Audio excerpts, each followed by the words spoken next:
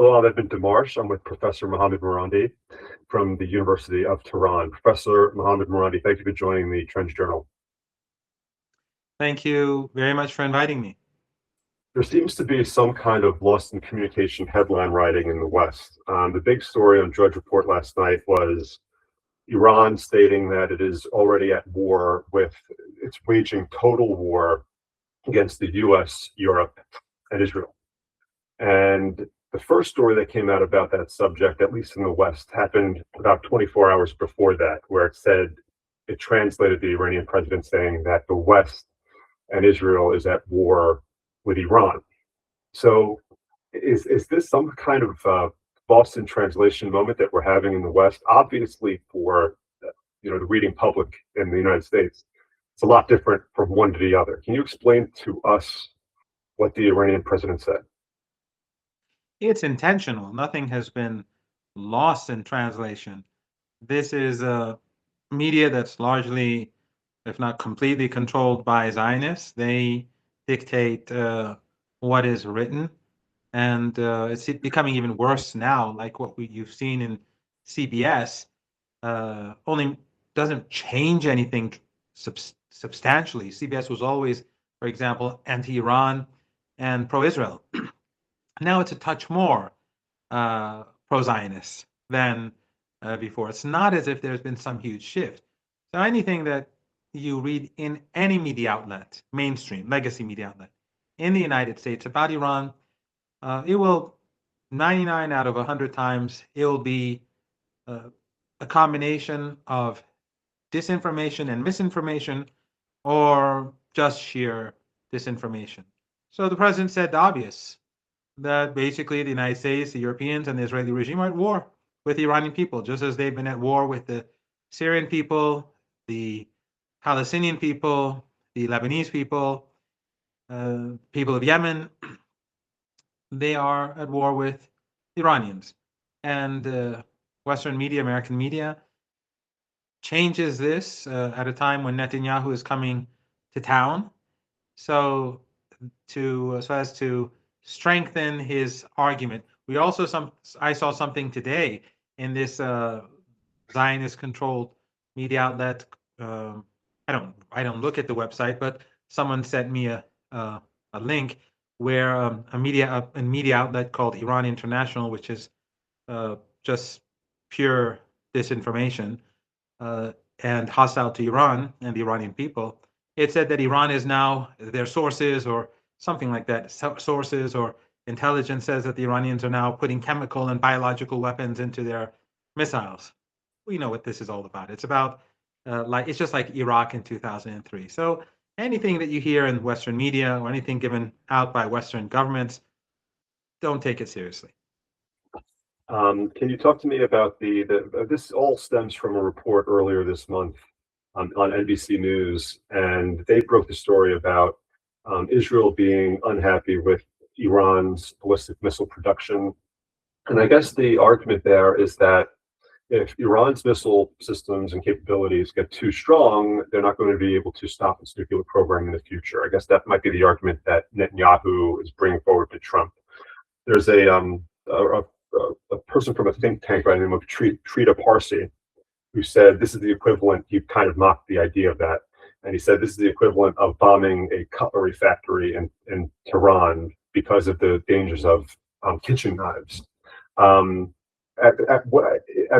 suppose I'd love to hear your opinion on that new Israeli argument and whether or not you think Trump will be convinced by that during his meeting with Netanyahu this week in Mar-a-Lago. Well, Trump doesn't need to be convinced about anything. He has the information, but he lies, and so does the U.S. government.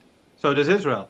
And actually, Mr. Tritaparsi's example is not really a very good one, because Iran's nuclear program is peaceful. It's not a knife.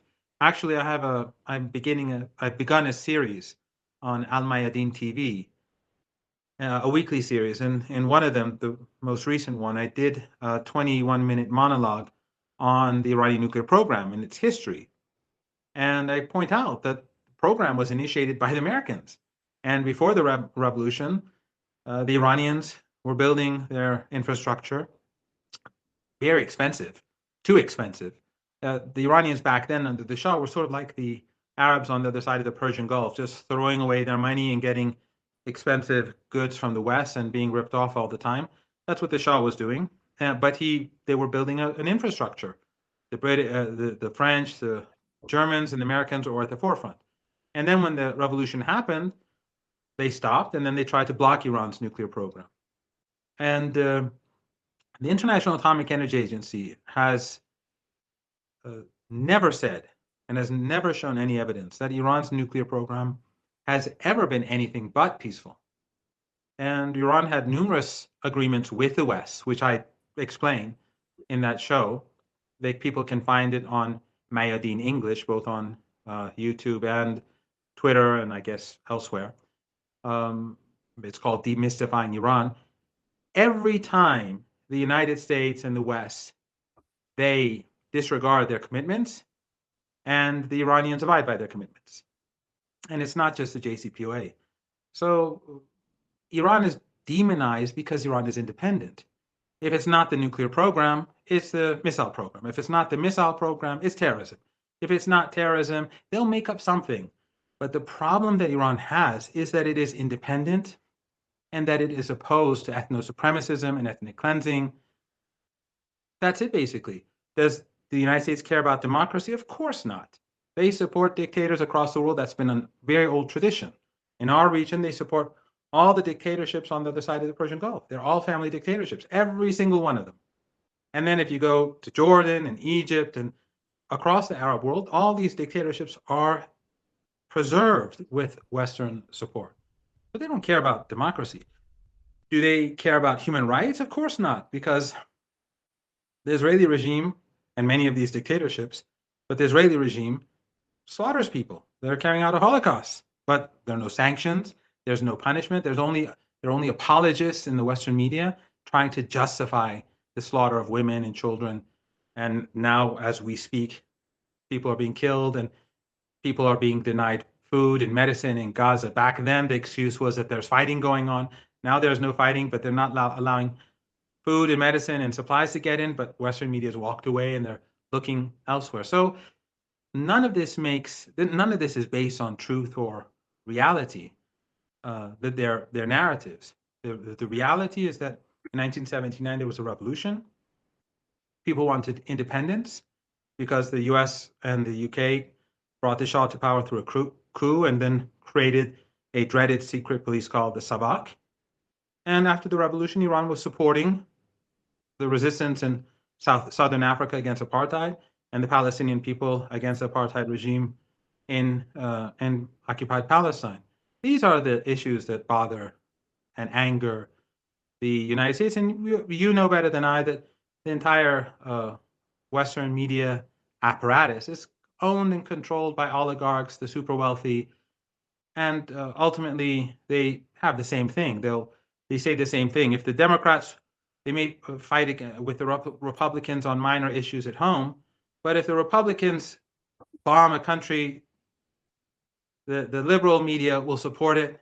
If the liberals or Democrat president starts bombing another country, the conservative media will support the strikes. You'll never see. I mean, just like in Venezuela, no one is outraged except for maybe one senator and one congressman. When you look at Nigeria, the same. They bomb a sovereign country and it's all fine and well.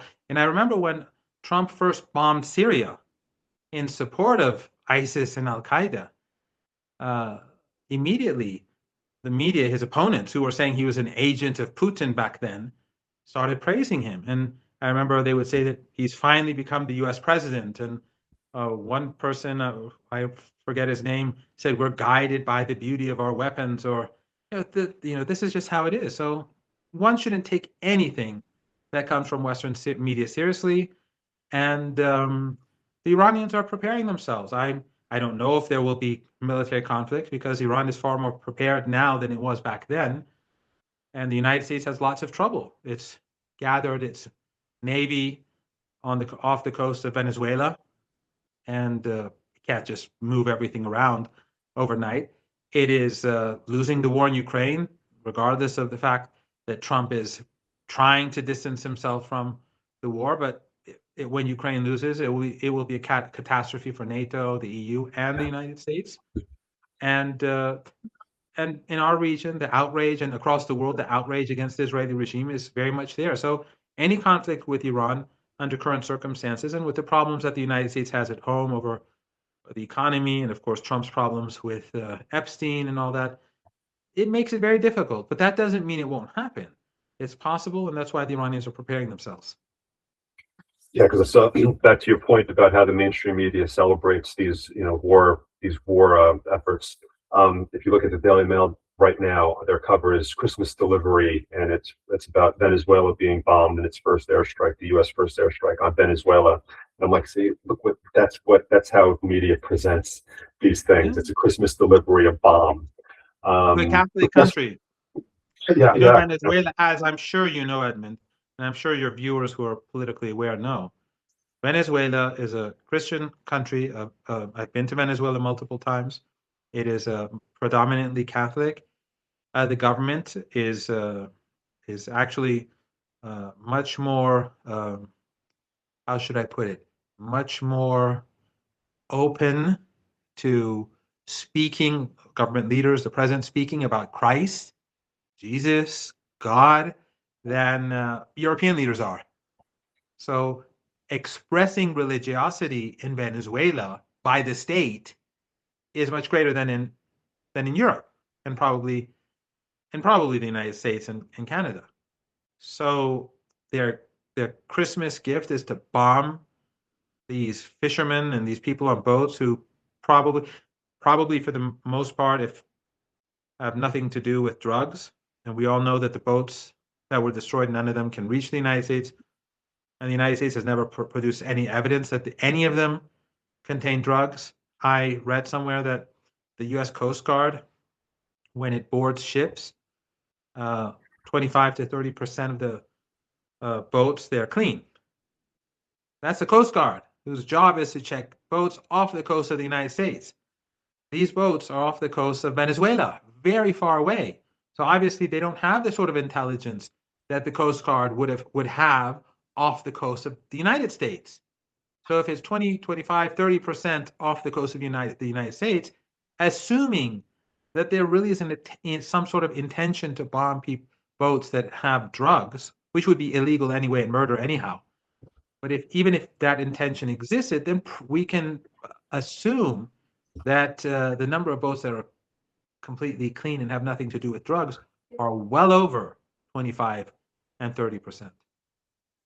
We once spoke before, and we imagined a U.S.-Israel strike on Iran, and you told me that Iran would obviously stand up to it, and its target would be the Gulf states. That would be if something ever escalated to a very high level. Can you just go over that, and has your prognosis there changed at all? Would a U.S./Israel strike on Iran result in a catastrophe for the Gulf, for the oil supply? Can you explain that? Well, during the 12-day war, the Iranians hit the Israeli regime harder than they hit Iran. I mean, you can drive around Tehran for hours every day for a week, and you will never find damage anywhere. Unless someone tells you that there is this building on this side, in this side street, and you drive there and see, that they're rebuilding it or fixing the damage, you won't even know, because the city of Tehran is huge, and the payload of the bombs that the Israeli regime used is much smaller. But I have American friends who've spoken to Israelis, and they say the damage in Tel Aviv is huge. So the Iranians have hit them very hard. So when the Israeli regime hits Iran, Iran hits back. The Americans carried out one attack on 3 sites. Trump keeps saying that he obliterated the nuclear program, but of course the head of the National Intelligence Agency did not confirm that, and he was removed, the Defense Intelligence Agency. So, conclude whatever, anyone conclude whatever they like about Trump's claim, but that's beyond the point. Iran's missile capabilities are very extensive, and they're spread out across the country, and they are in many underground bases that are very large complexes. So if the Americans would want to attack Iranian missile bases, it would be war.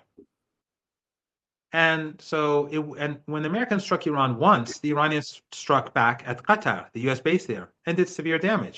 6 missiles hit, and they destroyed a key US radar installation and so on there.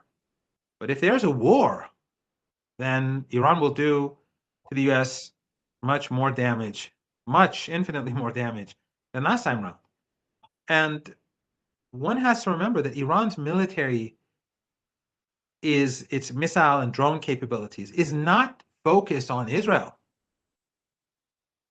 Most of Iran's capabilities, in fact, the vast majority of Iran's missile and drone capabilities are directed at US forces in the Persian Gulf and the Indian Ocean.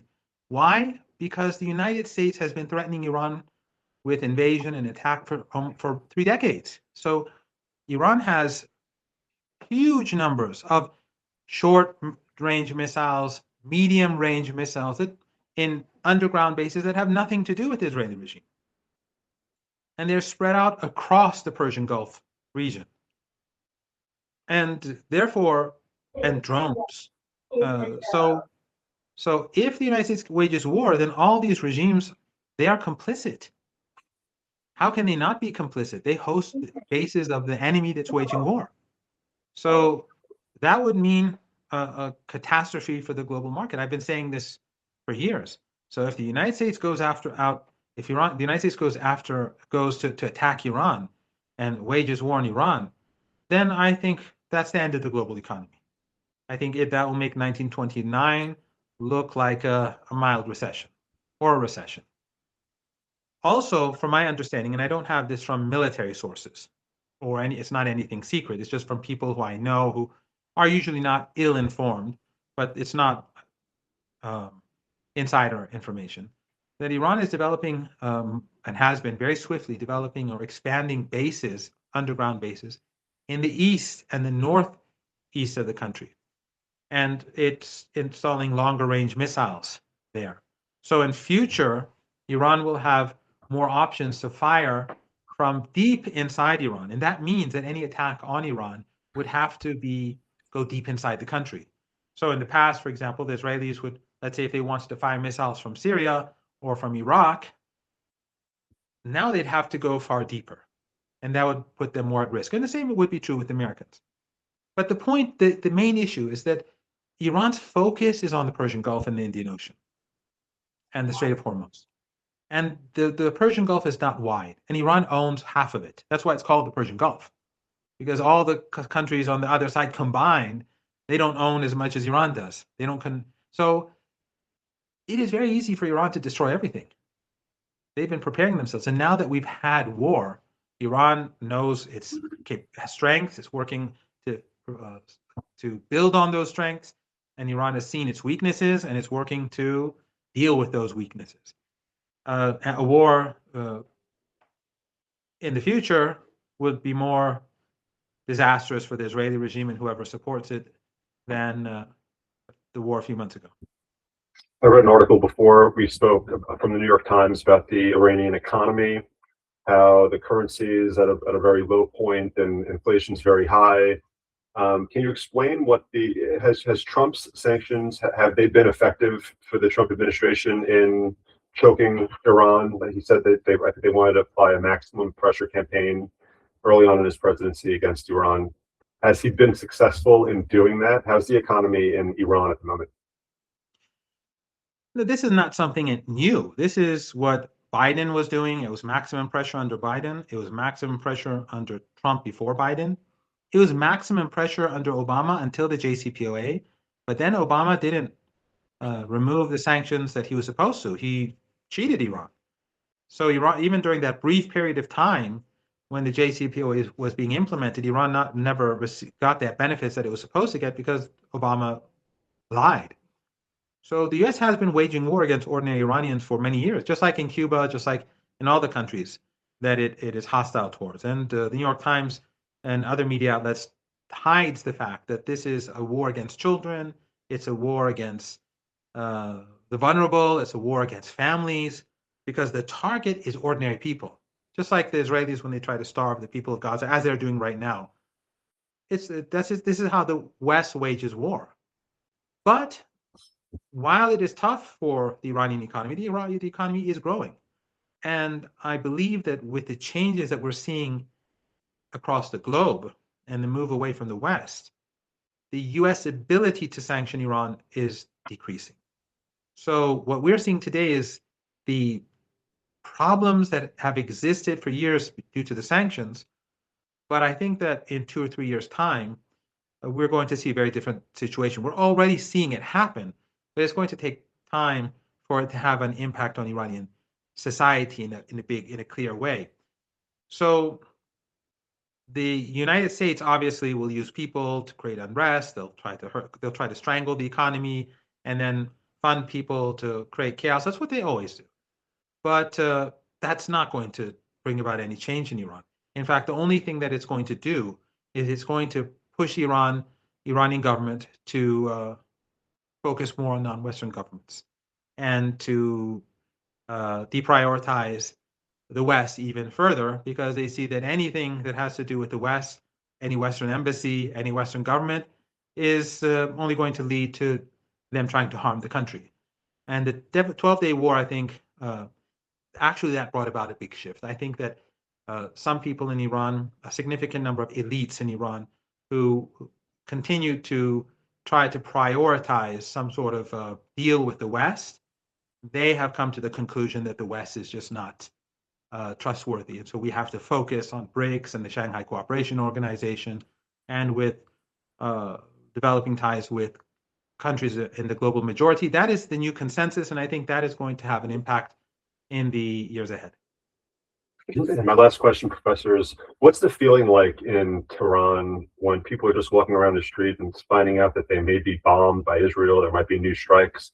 Do you get a sense of this is just business as usual walking around Tehran, or is there a little bit more of a heightened security concern out there? What's the feeling like when I can't imagine seeing that your country is potentially going to be bombed again, and just going about my daily life with any kind of ease? What's that feeling like at the moment in Iran? If you walk from my house let's say, how far can you walk? Let's say 3 kilometers in any direction. You will probably not see a single police officer or a police car. The only car that you'll see that you will probably think is a police car is a traffic cop, because they look similar, and they don't carry guns. So Iran has far less police presence, Tehran, for example, than in New York. It's just they're you cannot even compare them, or London, or I've never been to Paris, but from what I hear, Paris and other major cities. Life is normal. People do their business. It is a very beautiful city, Tehran. Actually, it snowed in the mountains last night, so if you look from the city, the mountains are all white, and it's a pretty city. The traffic is horrific. It's absolutely horrific, but life is normal here. It is tough for government employees and workers people with fixed wages. The government gives huge subsidies, though, something that people, I don't think, outside of Iran and even inside of Iran sort of appreciate. For example, the gasoline that you get is 1 cent a gallon. A liter. Yes, yeah. I'm in Los Angeles, and it's like $5.79 per premium. Yeah. So Right. it's just, and the same is true with electricity, which is heavily subsidized, and natural gas, which all homes have. All homes have natural gas, and it's almost for free. So while life is difficult in many ways, as I said, for people who have fixed earnings and who don't have high-paying jobs, but these realities also exist. But as I said, the United States and the Europeans and the Israelis, Western embassies, they're always working to undermine Iran in any way possible. And every now and then you will have unrest, because they're trying to strangle the economy. But the very fact that they're trying to strangle Iran the very fact that they're trying to strangle women and children shows that actually the Islamic Republic is legitimate in the eyes of ordinary people. Otherwise, they wouldn't try to strangle people to make them rise up. Because what they are trying to do is make people so miserable and desperate that they will rise up and overthrow the state. Meaning that if things are normal and people have a normal lifestyle and the economy is functioning normally, that won't happen. So, in a sense, in a sort of strange way, the West is acknowledging Iran's strength. But I think that actually, in the long run, what the West has done is that it has pushed Iran to take the rise of Asia, BRICS, the Shanghai Cooperation Organization more seriously. And I think countries that are lagging behind in this shift are going to be losers. So the West has effectively made Iran take this changing world more seriously and to think of how to be a part of this change. Professor Mohammad Marandi, thank you so much for joining the Trench Journal. It's always great to hear your opinion on these matters. Thank you for having me, Edmund. Merry Christmas. And also, I hope that you and your viewers have a very good new year. And if you have any Orthodox Christians or Armenians that are watching, I hope they have a Merry Christmas because theirs is on the 6th and the 7th.